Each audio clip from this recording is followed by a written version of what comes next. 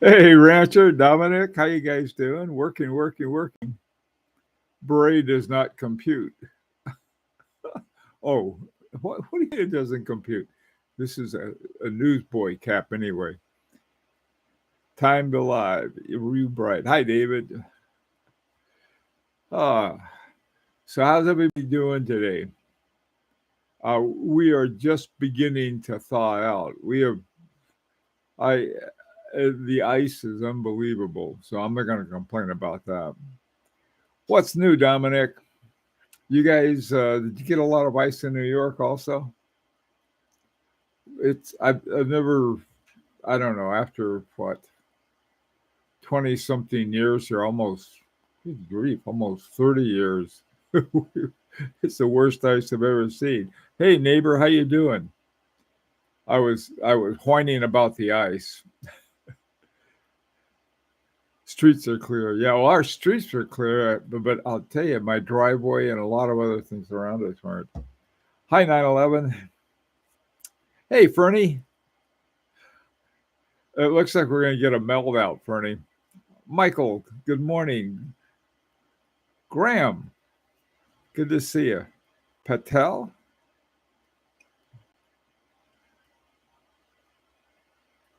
and my the ski sundown. Oh, cool.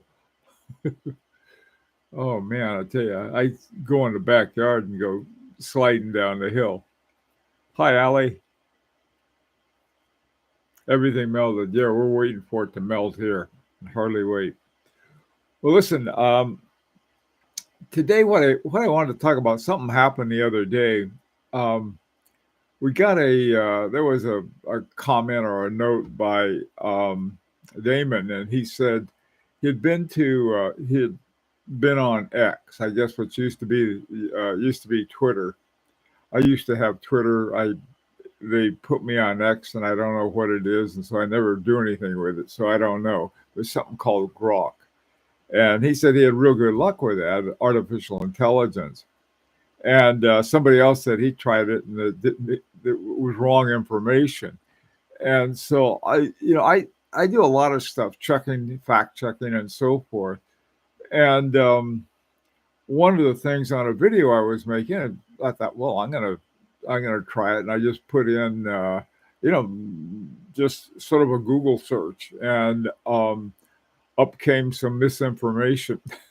So I thought, whoa, I I think the algorithm that artificial intelligence uses is probably a little more sophisticated than this, but they grab on to certain keywords, and sometimes they do a pretty good job though. I mean, it's sort of, you gotta go between them. Hey John, how you doing? James, good to see you. Bon main to you too. Oh, Bon Matin, is that it? James, I'll say it wrong every time, but I'll try. Hi, Lazard. Anyway, I just, it's sort of like it's a blessing and a curse. Um, on the one hand, if you need to find out something, one of the things that is often the most difficult thing to find out about is a lot of watch companies aren't exactly, how do you say, too open about their movement. Whenever I see a watch advertised and it says Swiss movement, well, you know, there are a lot of different levels of Swiss movement. And so I thought, well, let's see, I wonder what else is on there. And what I think is that there's so much hyperbole out there, is that in a way, artificial intelligence, though, will trust everybody. Information is information. And so the more hyperbole there is, the more misinformation they generate, not with any kind of ulterior motive, but that's what they do. So I thought, well, how do we, excuse me, how do we sort of separate the so-called the wheat from the chaff, so to speak? Because I will probably continue to use it, and then I'll follow it up. there are hundreds of tons of hyperbole out there. You're right, exactly right. For some watch companies, that's all there is. They don't seem to have a lot else going on. Um, if I'm still freaked by whenever I see the word passionate or passion, I just thought, God, come on. You know, it reminds me of my dentist. My dentist always says, "We're excited to see you." Jesus, get a life. He says, nobody's excited to see my cavities or something like that. Hey, Michael, I asked GPT just now to ask me the top 5 watch movement makers: Swatch Group, ETA, Rolex, Patek Philippe, Seiko Caliber, AP Caliber. Hmm, that's interesting. The Every year, this was one of the things I found out, not from, forgot where I found it, but I found it. I found it in part in an interview with Edouard Milan. Is that H. Moser, or sort of the, I guess, the holding company or whatever it is uh, that is part of the Milan family. They said they have, I think, 3,500 watches a year that H. Moser makes, but they make 50,000 hairsprings. So, like, whoa. A lot of hairsprings are made by them more so than most a lot of the others. But the thing about it is that the companies, that 50,000 or however many there are really top watches. And so one of the things that it would be like, if you ask, well, how many companies are using a Straussman hairspring, and you get H. Moser, you get Carivut and Lannon, you get MB&F, and I think that's it. Because the rest of them are like, we're trying to convince people we're in-house. I don't know. Wouldn't be mine either. Well, there's a difference there. You know, if there's the most popular and the top, it's sort of an interesting thing. One top hairspring maker is Carl Haas, Haas, I think, and both Harbring 2 and who's the other one that I know of? Oh, Andreas. I forgot the other guy's name. Streller. Andreas Streller uses it too. So here that would put them, I think, in top hairsprings along with Strassman. I don't know what the numbers are, because there's sort of like that. You have what they had, what Churchill called the World War II, the bodyguard of lies, which is, we got to be careful who we tell things to. And so here comes along AI. AI is innocent as it's a new driven snow, because what does it know? I mean, it can't tell the difference between a bald lie, hyperbole, and something that's okay. I don't know. Supposedly, they're supposed to have fact checking, and one of the more interesting pieces that I saw in the New Yorker was, well, who does the fact checking? That depends totally on it. And so we've got a sort of like, I was trying to think, well, where are the places that we have good information? There was this one place I found. Let me see if I can find it.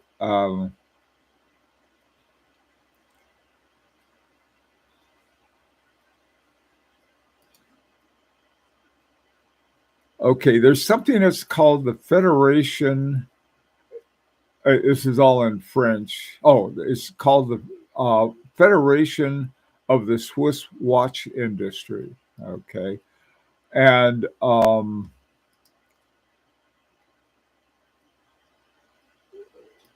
statistics. Okay. Um, Stop the fakes.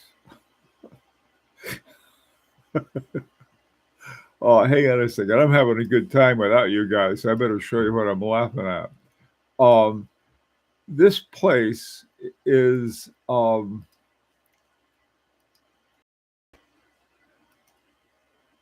they have this stop the fakes. Look at all of those. Look at all of these watches here that they're running over with a steamroller, and they like to do this to dramatize the fakes. The question is where do they get them all?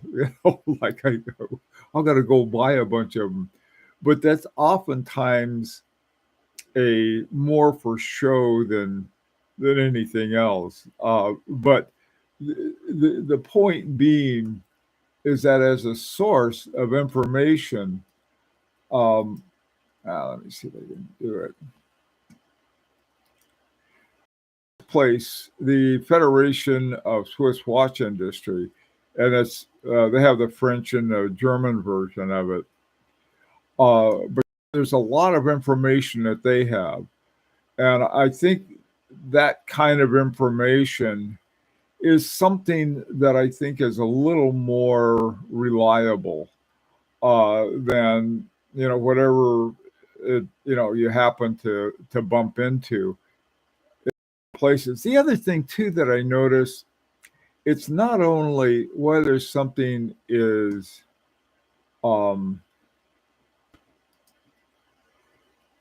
accurate or not, but rather what people choose to show. I was watching this one video of someone I won't mention, and they were saying they went through how this one company's stats were down and so forth, saying absolutely nothing about the quality of it. I was also looking at something else too. I think that they were talking about the top 50 watch companies, and they were doing it in terms of sales and this, that, and the other thing, which again doesn't tell you anything about the quality. But I noticed that FP Journe and H. Moser were down. This for the top 50. I think they were like 38 and 39. And I'm looking at these two watch companies and thinking, I think I'd rather have watches from either one of these companies that are down near the bottom than what's ever on top. And everybody knows what's going to be on top for sales and especially making money. So anyway, hey, Rich, you got a grok. That's good. Torture testing similar movements would be an interesting comparison by different manufacturers. Yeah, I think that's supposedly, I think something like the Geneva Seal and COSC, they do some of those kinds of things. And the Quality Fourier, all of those. Hey, Damon. Grok on X said the movement in my incoming butcher was a true in-house, not ETA. And so I wishful thinking wants me to believe Grok. David, the thing of it is, though, is that I had never heard of it before, and I always like to find out about new things to search with. But here's the thing: there is no way that I'm going to stop using it, but using some kind of search engine. They have a new thing on. I have a Mac, and on my Mac, they have a thing. What's it called? Siri. So that you want to use Siri, and I don't want to. And so then they came up and they said, well, we got a new thing. You can use it with text. And so I can type in something really quick and I'll use it for like a spell check or something. So then when I did it, they said, oh, well, we have this. There was some AI thing that they use. And so now I can get even lazier, not even have to go see what comes up on AI. Yeah, that's wild. I don't know. Hey, Goldfinger. Allie, everybody wants to say in-house. That's a problem. It's not when they are using ETA movement. Even when they use a movement by a master watchmaker. They don't mention it. No, you know, I know they prefer to say in-house. That is the dumbest thing I've ever seen. I agree, Ali. It's like some guy on that high horology lounge the other day put something up, and so I sort of put it together with some other things, so we'd have a discussion about it. And in-house and not in-house, um, yeah, it's almost a moot point. I mean, it's like okay, uh, and you know, somebody said, "Well, it's got an ETA in it." Well, ETA's got 4 grades to it. Which grade is it? And a lot of things like that are going on. I've had superior performance in terms of accuracy and reliability on this ETA that's in my dandy. It's in my Chaumet dandy it's just like, boy, they must have had a good one. But it also has on top of that these two Agones, uh, not disc, but gearing by Jean-Marc Viderec. I don't know how that came about, but they end up with this sort of mass-produced ETA, and then they have this handmade special gearing. It's sort of those are the kinds of things that make it interesting. Not like, well, if it's in-house or not. By the same token, you could say everybody who's owned by Swatch has an in-house movement. You know, for for all of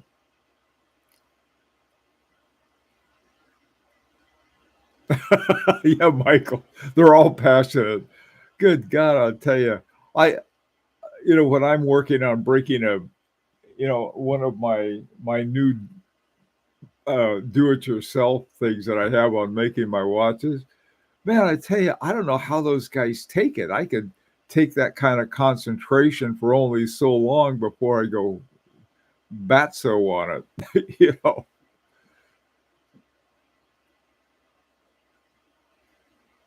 I know if it's not in-house, everybody assumes it's outhouse.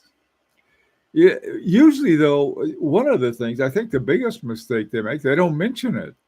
Um, Sometimes in the GPHG entries, I'll see something that'll say this was exclusively made for us by X, and that is one way, but a lot of times they don't. I mean, I wish in the GPHG entry, one of the requirements was at the top you said, the base movement is whatever it is.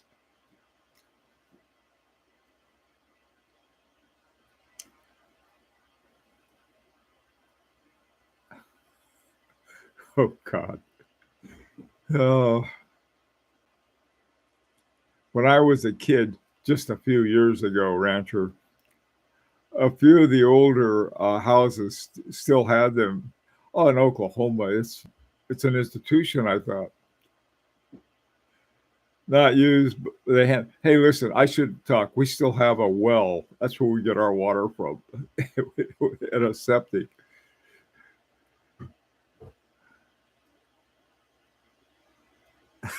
Wow, you didn't have running water and electricity. Oh my God. Hey Ray, how you doing? The concept of in-house denotes more exclusive and less common. Yeah, it does. I mean, you have, you know, Rolex, all of their stuff is in-house, and there's the I think the question is the base, because you can have in-house or claim of in-house with a God knows what base to it. There's a guy that I know who came out with a watch, and I know where they got the basic design from and the specs and everything from. And of course, they're claiming in-house, but it's not. It's like it is. It's a common design, and but they did some things to make it look like it was one of their originals, and it's just crazy. That I think is that the only protection we have and is looking this stuff up in different places and doing the best we can. The thing that AI can be used for, AI is not reliable, but at least it's something you can tell where to check up on something. When I sometimes it's good, like when I got my Vacheron Content 10. Oh, what is it called? I want to call it Meteor, but it's not Metcor. When I got it, I thought, well, I'm going to see what the movement is. And so I put it out on AI. Not only did they give me the correct Vacheron Content 10 movement, which was 1120, they also gave me the base, which was an Ibauche by Jaeger-LeCoultre. Now, that kind of information is easy to follow up. And of course, I did. And I found out that was exactly right. Other times, you just don't know. So it's sort of like, it's not a terrible starting place, but that's what it should be, I think, a starting place, because otherwise you can embarrass yourself. I'm good at embarrassing myself. I have a rancher as my model. I've got everything I need.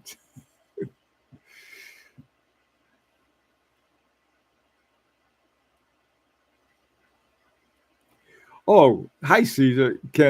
That's a good point. Um, can H. Moser claim Agengraph was in-house? This is you hit on the one of the most interesting things. To me, it's sort of like it would be, you got bragging rights, you've got an Agenor. Of course, some other brands probably do too. I won't mention any off the top of my head. But why they don't do that, I don't know. I mean, if on all of the Larique watches, you can't shut us up about that, because there's such they're both bespoke and they're excellent quality. On the other hand, you have these, I mean, like, I know of IWC and Breitling and a lot of these other ones, and they have these, you look at the listing, I mean, they even have this on Watch Base. If you go to Watch Base, you can check it out. And so they'll have something like Breitling will have B something or other, and you look it up. This is on Watch Base, and you go down one step. This is the base is an ETA, whatever, and it's like, why not say that? Why not say this is a ETA base and this is what we did to it? I it becomes sometimes it's hard for a company to do that. I know that Vacheron Content 10 is owned by the Richemont Group, and not too long ago, when they came out with their watch called the 56, it had a movement from Val Fleurier. Val Fleurier, of course, is owned by Richemont.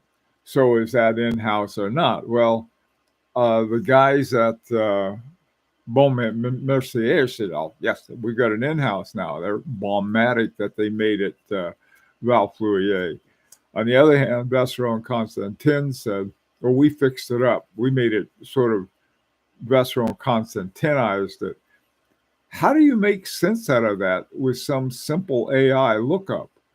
There's a lot more going into it.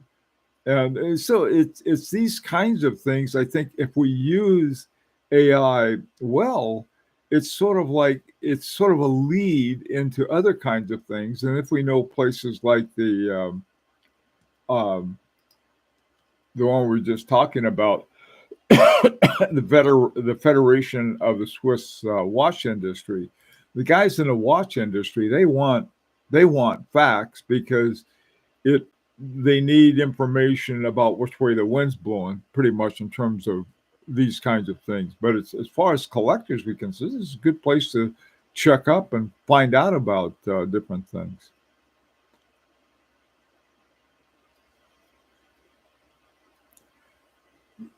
Michael, usually you find bespoke movement made by X in fashion houses like Fabergé and Chanel. Yeah, yeah, and Van Cleef and Arpels and so forth. unfortunately, one of the things that happened with Van Cleef and Arpels, they're owned by Richemont also, and for years, Agenor had been making award-winning movements for them. So on a couple of years ago, they came out with one really nice in the jewelry category, and they had this incredible uh, watch with this really amazing movement that was done by Val Fleurier. And I sort of wondered, man, I tell you, they must take up half the resources in Val Fleurier, whereas they're responsible for, I think, Piaget, Cartier, to a little extent, by the entry level of Vacheron Constantin and all of Baume and Mercier, the ones they want to call in house. So, these. So I like I say is that we can't really we can't trust AI not to reflect the misinformation that's out there, okay? Because they don't know. I mean, they just go out there and they have something, and up comes the usual suspects. But sometimes they come out there and you get really good stuff. But the only way to know whether you got really good stuff or not is to follow up what AI started with and see whether it's truthful or not. I mean, and that way it does become useful. Hey, Ray, some in-house movements look suspiciously similar to ETA 2824. And all, you're right, Ray. You're absolutely right. Um, I've got no problems with the Chinese clones because I know what I'm getting. And I've had very good luck with them. Other ones, not so much. And then still other ones are subject to my ungentle administrations. So I don't know.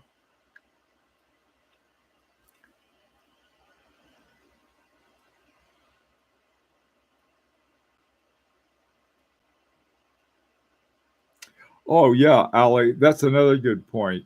Companies that are in-house, they bought something that also had some in-house, and so now they're in-house. That's true. Um, James, RGM sometimes they're sort of a mix of things.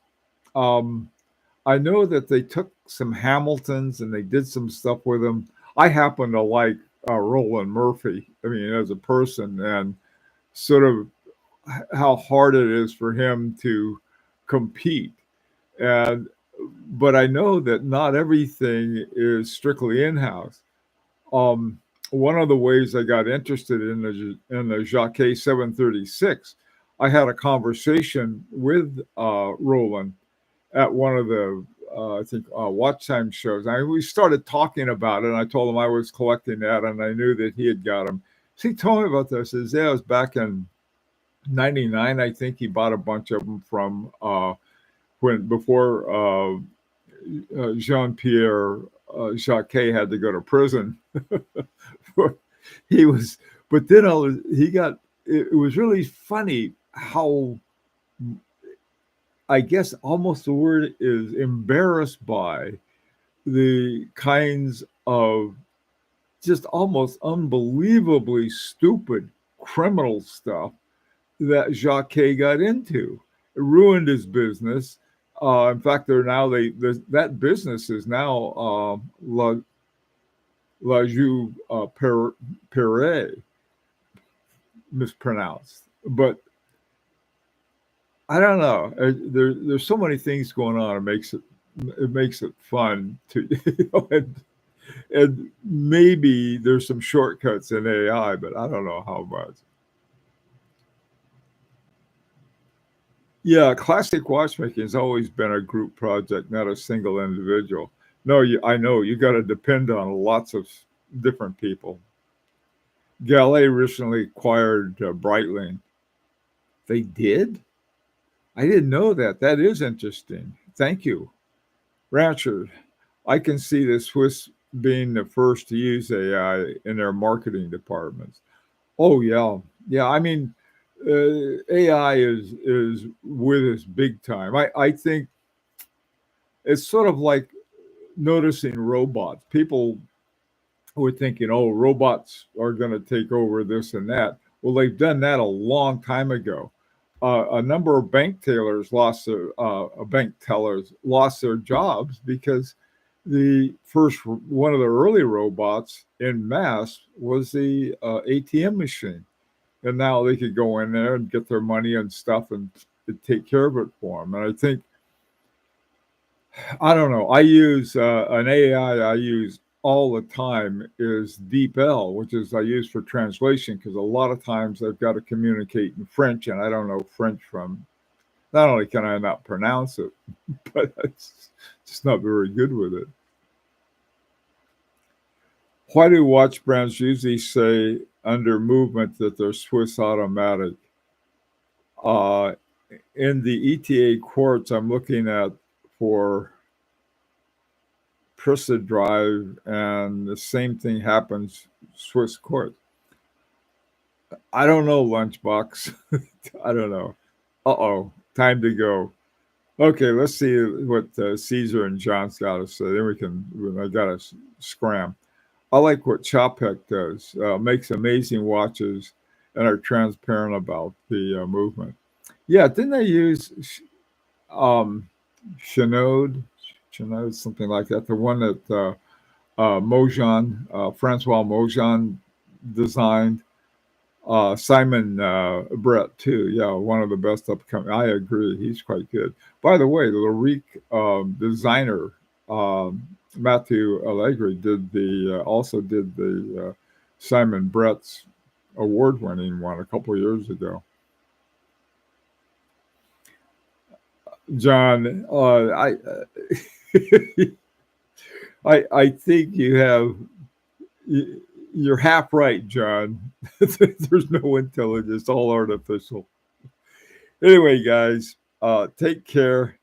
Um, thanks for coming by. Thanks for your thoughts on everything, and thank you again, um, Rancher.